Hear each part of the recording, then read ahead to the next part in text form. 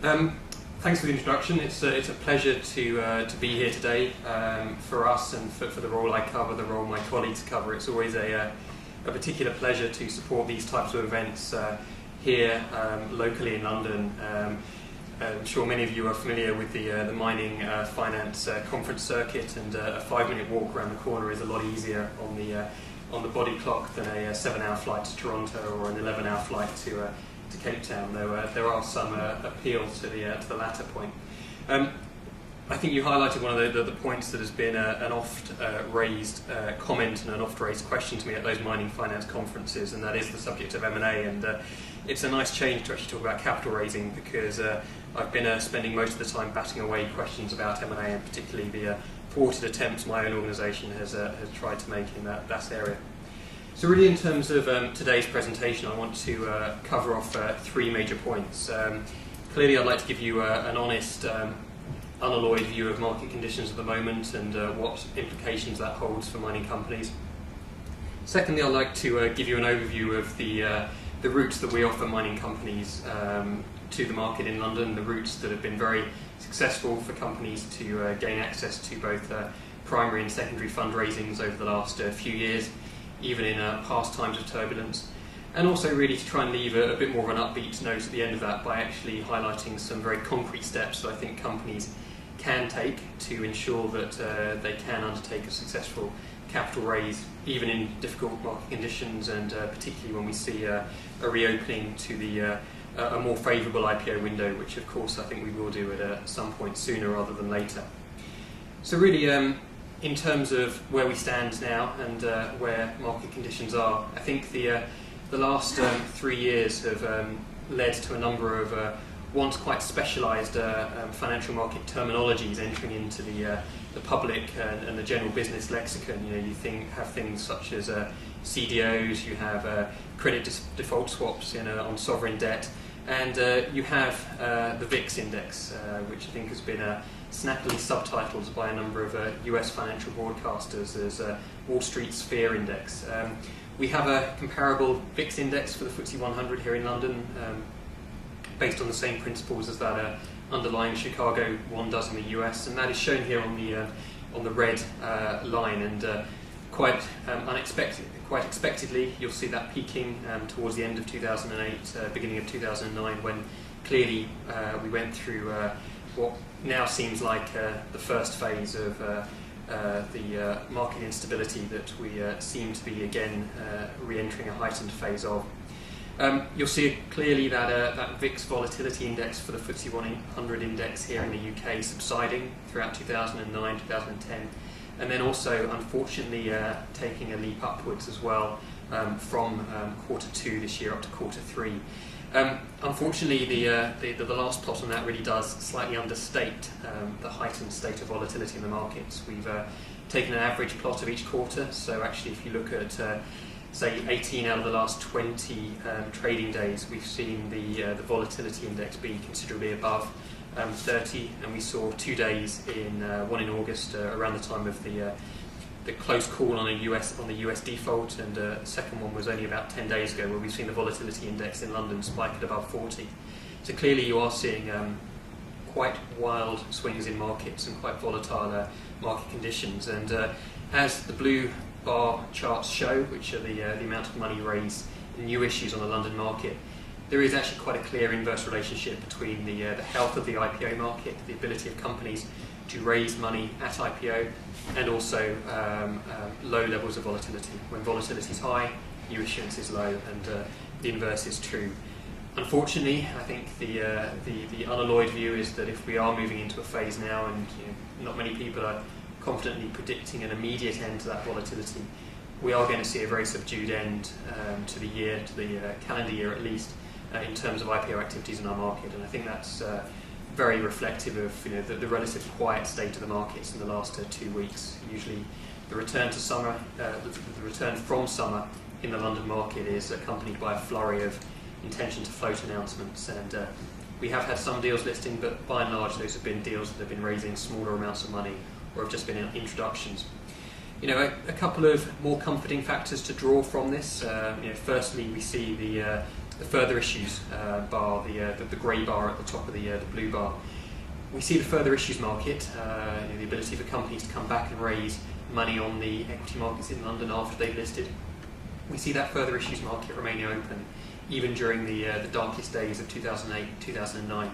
Clearly, some of those very high further issues totals are entirely skewed by some of the rights issues and recapitalisations we saw in the financial sector in London. But even if you strip those out, you see actually a very, very healthy secondary market in London, across AIM, across the main market, across all sectors, that actually continued throughout the most volatile periods of the market. And I think that again shows a factor that is one of London's strengths, and that is the institutional nature of the investor base, and one that is less flighty and more longer term in its outlook than more retail focused investors. One final point to dwell on here is clearly, think about what was happening to underlying commodity prices around the point of the last volatility spike. Clearly, we were seeing quite extreme downward shifts in volatility prices. It would be a very strong optimist to predict that there would be no softening of commodity prices over the next couple of quarters, but I don't think anybody is quite forecasting the commodity prices falling off the cliff in the same way they did in 2008 and 2009. So I think, combined with a stable investor base, combined with a slightly more stable macroeconomic picture towards underlying commodity demand, I think the picture, although not brilliant, is not likely to be as severe for mining companies wanting to access public financing this time around. It's worth highlighting, I think, as well, the fact that the London markets did reopen, remain open during the last 3 years in terms of IPOs. Clearly, one of the factors in global equity markets over the last 5 to 6 years, particularly in comparison to our leading international competitors in North America and in continental Europe, has been the very active nature of the London IPO market. The combination of tailored, appropriate regulatory model in London, a very diverse and international investor base, really did lead London to be one of the most preferred international listing destinations over the best part of the last decade. And although we've seen a slowdown in IPOs across markets, it's worth remembering that the London markets have still remained active and have still remained amongst the most active and at times more active than other markets in terms of IPOs. So the picture in a competitive sense with other markets, in a comparable sense, is still quite favourable for London. So really drawing on some of those points really to underpin that performance and to underpin, I think, our relative confidence in the robustness of the London markets going forward throughout the unquestionably volatile period we see coming up. I highlighted it just now, but one of the key strengths that the London market has is really the depth and the type of investor base you can access here in London. Clearly London is a very international financial centre. Clearly London and New York are two financial centres that really are of comparable size in many measures, but clearly New York resides in a home market that is 5 or 6 times the size of the UK market in GDP terms, and London, to really grow to the size it's become, has had to become a very internationally focused financial market. International in terms of its investor focus, and particularly international in terms of the universe of advisors and analysts that support the public equity markets in London. We can see that international focus in terms of the international equity assets under management here in London. We are the largest pool of international equity funds under management in London. It's a very valuable thing for companies to be able to tap into. Quite a considerable lead over New York, about 8 times the size of Hong Kong. And it's worth noting that other centres that are obviously much more important competitors for us in the mining space, such as Australia, such as Canada, and possibly latterly Singapore, are well outside the top 5 in terms of funds residing in those financial centres. It's not just the funds in the financial centre, I think, that adds to London appeal. It's the fact that London really does operate at the centre of a series of overlapping pools in terms of international investment funds of very different natures that are very comfortable with investing in London. So if companies are wanting to gain access to investors that represent Asian sovereign wealth funds that are US, North American institutional investors, a lot of Middle East investors. They can find them all in London. Perhaps the only one major international investor group that is more limited in its reach in London, and a listing in London really doesn't unlock in a full way, is US retail. And clearly, if US retail investor access is important for companies, you see that occasionally in things like tech stocks, then clearly a listing on a US exchange and or full SEC registration is going to be required for that, with the commensurate costs that result from that. And clearly, I think the track record of the last 6 or 7 years has been of companies really looking at that on a cost-benefit analysis, international companies saying really for that additional slice of investors, some of those Sarbanes-Oxley listing and ongoing compliance costs really aren't worth bearing for them. Consequence of that investor base, a consequence of a differentiated market model we have here in London on the secondary market on the trading side, means that we have a very, very liquid aftermarket for mining companies, and we see here that a number of our mining companies here in London are amongst the most actively traded on our market. So the stack of bars on the left-hand side shows in the light blue that mining companies are amongst the most actively traded depository receipts trading on our international order book. The middle chart shows that emerging market securities trading equity on our SETS trading system. We see very strong representation again there from mining. And also on our FTSE 100 segment, with obviously premium listings of shares occurring in that section. We see 3 out of the top 10 most actively traded stocks on that index are mining companies. So certainly on the larger size companies, our markets are very, very liquid and active on the secondary market side. An often heard criticism, often remarked criticism to me and a concern is that liquidity doesn't extend down the size chain in London. You have a perception, I would posit strongly that is a misperception, that our junior markets, and AIM in particular, is illiquid. It doesn't trade, is a much repeated comment to me. We'll come to this later, but in terms of how AIM is structured, but it's worth bearing in mind that AIM is a market that doesn't require a minimum market cap. It doesn't require a minimum amount of shares to be sold into the public market at IPO. And it has a historical legacy of a number of companies, quite a sizable number of companies that are UK-based, most of them are non-mining companies with a market cap of less than 15 million pounds.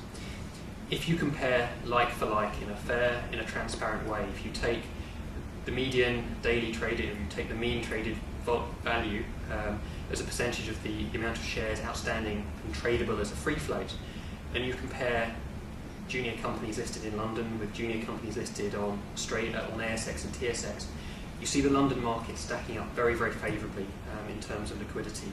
And that liquidity advantage that I think London has is particularly acute in the larger, smaller companies, for want of an oxymoron, in the $100 million to $200 million market cap range. And it's no accident, I think, that one of the trends we've seen in recent years from the mining sector has been a lot of companies listed primarily on the ASX, some also listed on the TSX, within that size range, a lot of them having assets and operations outside of their home continent, but actually deciding to take an AIM listing or a main market listing as a secondary listing to their existing ASX or TS listing, really to get the benefits of that additional liquidity and really that very different investor base that I think London offers at that stage.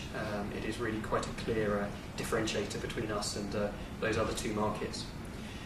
So the consequence we see is that we have a very wide range of mining companies listed on our markets, listed on the main market, listed on AIM, operating in a very wide range of geographies, and uniquely compared to our major competitors, they operate across the size spectrum. I think what we've seen on recent markets that we compete with is those markets being strong at either the junior mining sector or, in the case of Hong Kong, maybe attracting a limited number of slightly larger deals. London is quite unique in its ability to have a differentiated suite of markets that offer a range of listing routes to companies. And if you're focusing on larger size companies, it's worth noting that 4 out of the top 5 listed mining companies by market cap globally are listed here in London. So an overview of the primary market routes and the listing routes we offer companies in the mining sector. An overarching philosophy we have in the London Stock Exchange that's reflected by the market regulators here in the UK is that one size doesn't fit all. Companies vary immensely in their need from public equity markets. They vary, in terms of whether they're junior companies, whether they're more long-standing companies. They vary also in the type of companies they are, whether they're a fund, whether they're a replacement company. And we certainly make sure that we have a very wide range of markets, offering a differentiated route for companies with a regulatory and a market model tailored to the needs of those companies at whatever stage of growth or whatever type of business they are. So the two main elements here are highlighted in blue that really have a relevance to mining companies by and large, and they're obviously our AIM market, our growth companies market, which you are all no doubt familiar with, and our main market, which itself is differentiated into different listing segments following a rule change in the last 3 years by the UK Listing Authority. So focusing first on AIM, it's a market that we've certainly seen a lot of activity in for mining companies in the last few years. AIM is a market that's just over 15 years old now. It's a market that has grown from just 15 companies to over close to 1,200 companies. It did peak at about 1,500 companies in about 2008. We've seen obviously a reduction in the number of companies since then. You have a combination of companies going private, being taken over. It's worth noting the failure rate on AIM as a market doesn't step out in any noticeable way from the main market. A key factor of AIM's growth and development in recent years has been the internationalisation of the market. The slide here will detail the fact that we've got 221 international companies listed on AIM. That actually grossly understates the number of international companies present on the market.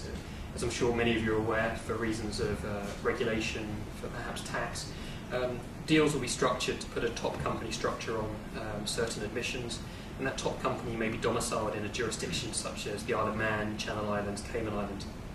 And certainly some of those offshore but yet slightly still semi-onshore structures residing in the Isle of Man and the Channel Islands don't get captured in that stat there.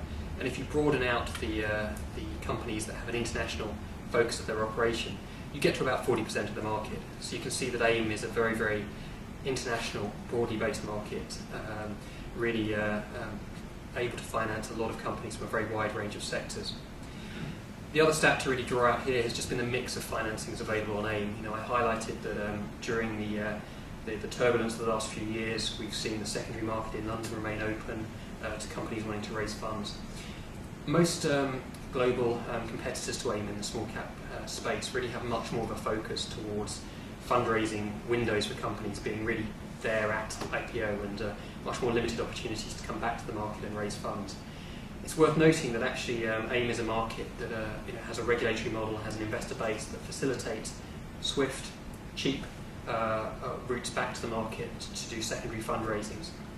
And as a result, we've seen 41 of the total of £75 billion that have been raised on AIM in its history, raised in the secondary market. So again, that is a very key benefit in turbulent times. In good times, it enables companies to raise funds at IPO, to build value in their business, to retain value in their business as management, and then to sell out further stakes and raise additional capital at a time that is right for them and right for other investors in the business as a whole. In terms of the regulatory model that AIM operates under, I'm sure most of you are pretty familiar with that. It's worth highlighting the role that the Nomad has on AIM. We put a lot of store on that regulatory model as A, having importance to the market, but B, having a key contributory factor to AIM's success. If you think about the rationale behind AIM's establishment back in 1995, it was to create a vehicle for much smaller companies to access public equity financing, but also to come to access the types of investors that you see in London, the very institutional investor base. And clearly, if you want to gain the confidence of those institutional professional money managers with investing in smaller, some potentially more speculative businesses, you need to create a regulatory model that aligns the compliance, aligns in some ways the regulatory behaviour of a company with an established market participant. So every time a Nomad brings a company public, it is signing off to us at the London Stock Exchange that that company has met certain criteria.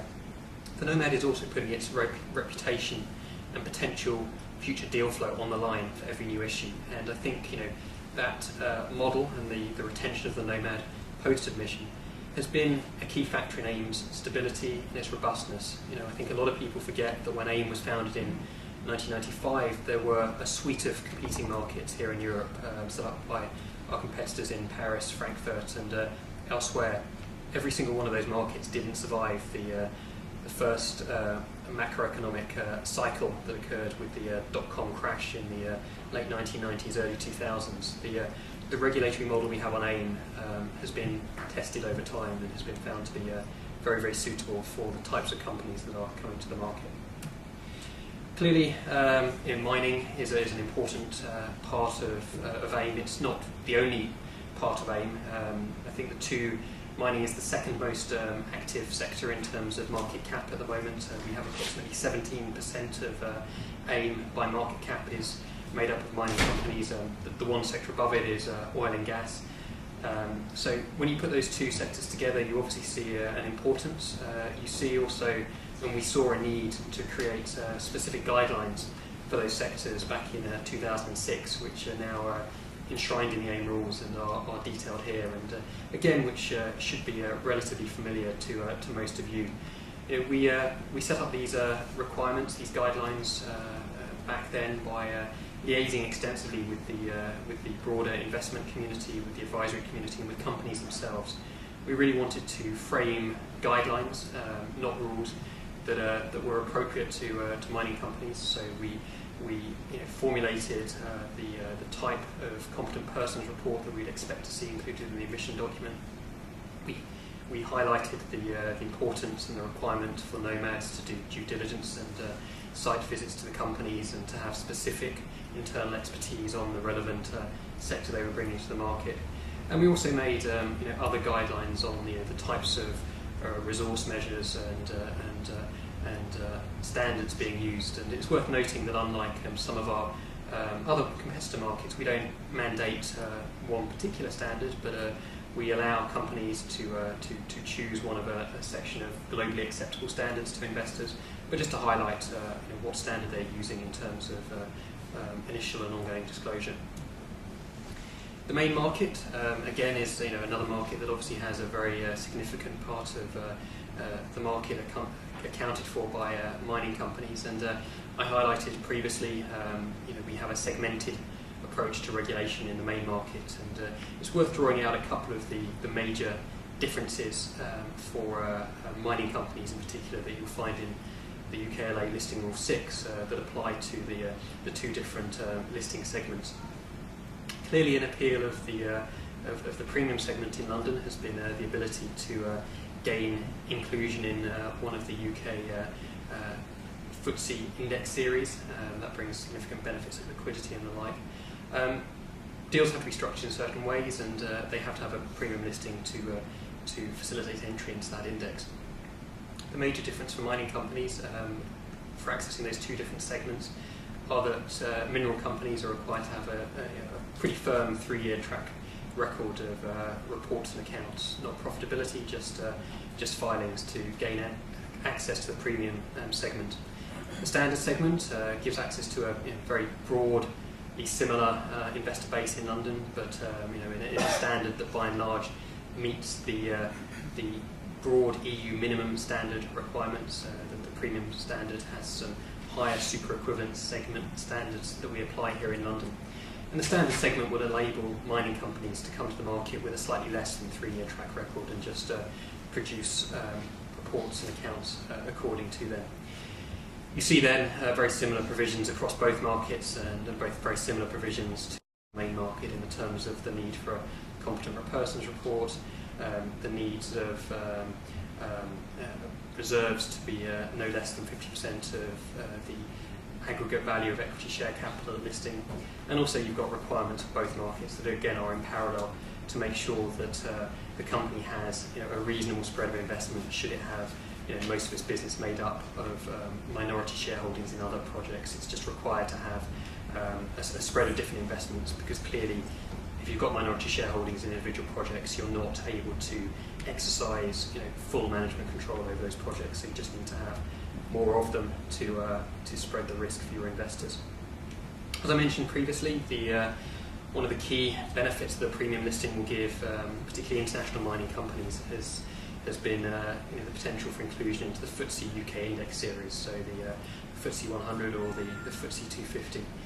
It's worth noting that London is the only global financial centre and stock market that actually enables what most people would think are foreign companies to gain access into that index.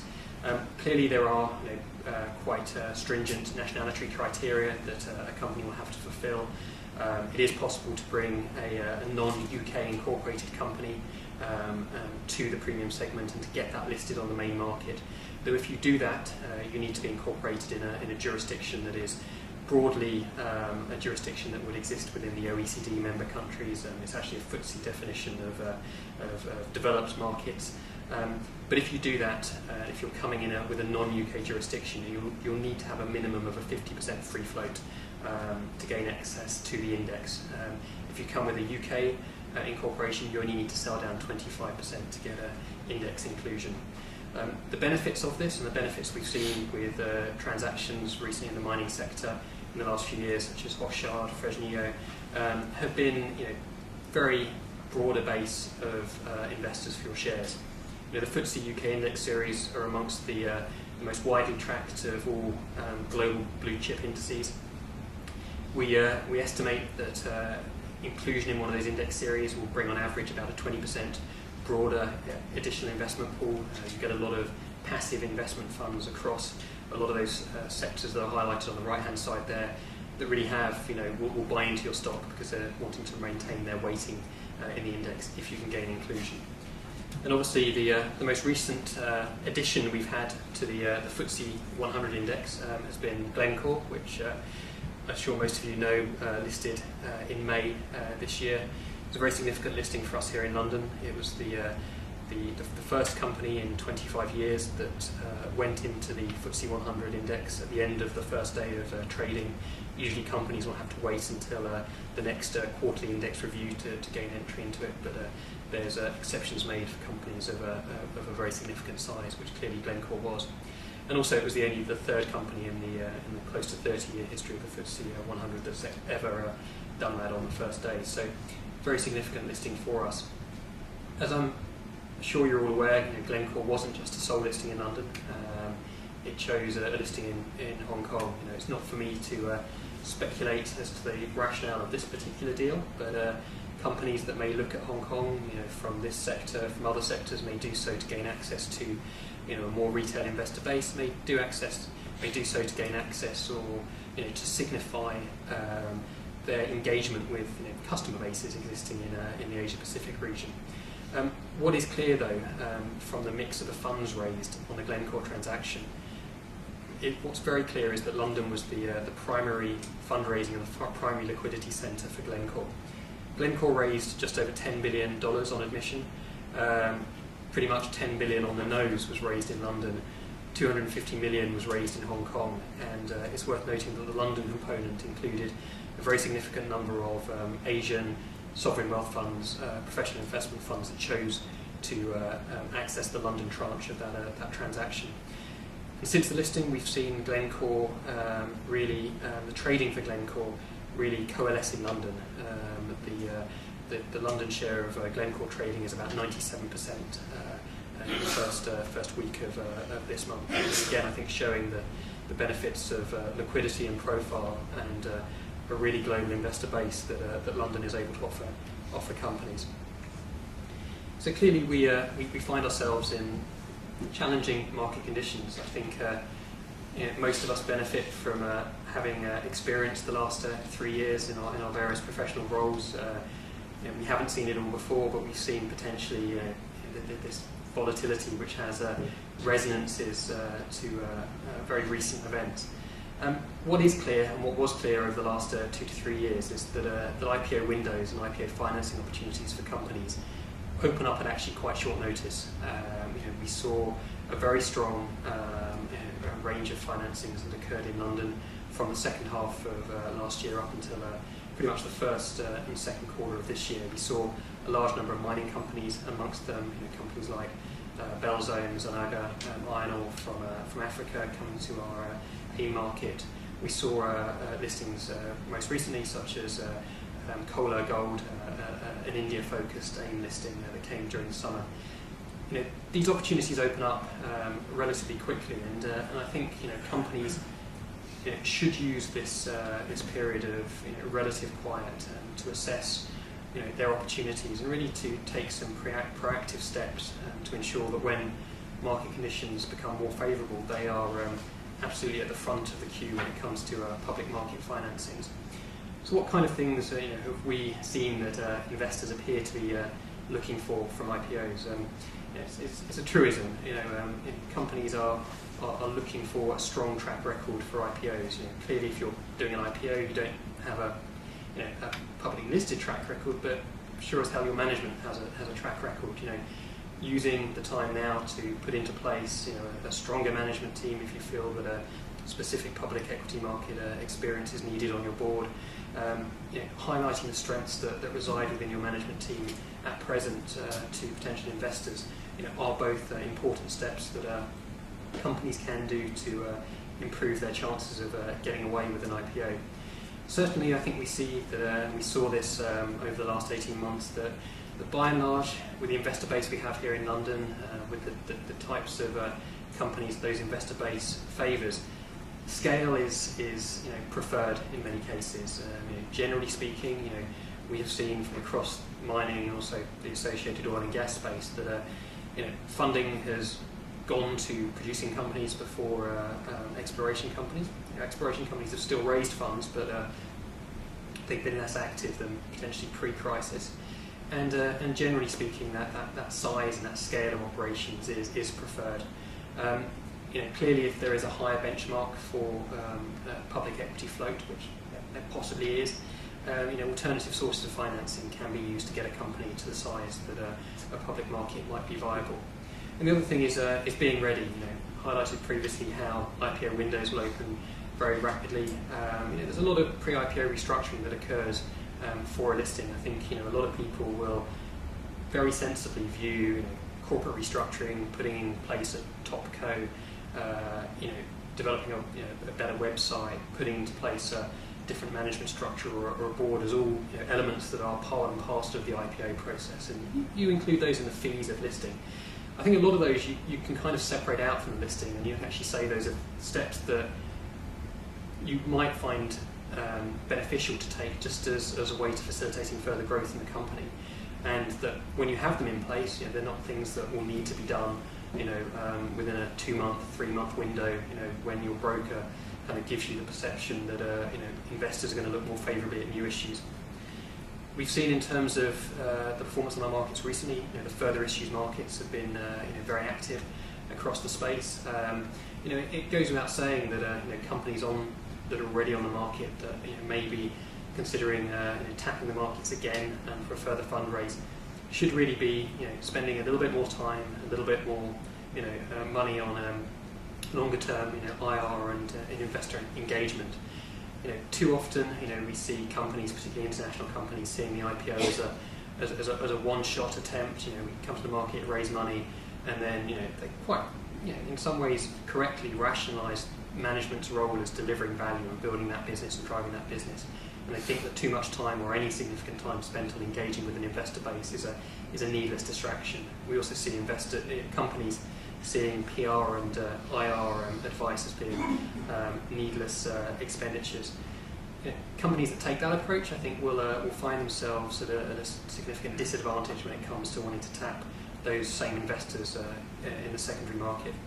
And again, track record is important. I think it's a truism to say that you do three things as a company. You tell investors what you plan to do, you make sure you do it, and then you tell them on every occasion that you've successfully done it.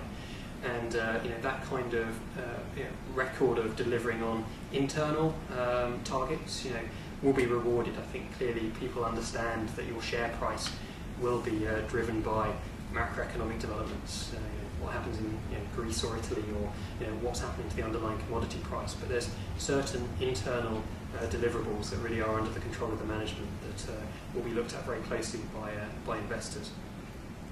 So really, that's what I wanted to cover off on today. I think London is a very well-placed market. I think our markets have a combination of factors in terms of the investor base, in terms of the regulatory model we have, in terms of the differentiated market model, and also the unique universe we have here in terms of investors, analysts and advisors that really do understand both the sector and also companies operating in international jurisdictions that might be seen as a bit more exotic. I think those factors combine in a very, very healthy market that will be at the absolute forefront of fundraising for mining companies. Clearly, we're in a difficult period at the moment, and when that changes, when sentiment improves, as it undoubtedly will, we will see and continue to see very significant fundraising opportunities for companies across the London market. Thank you.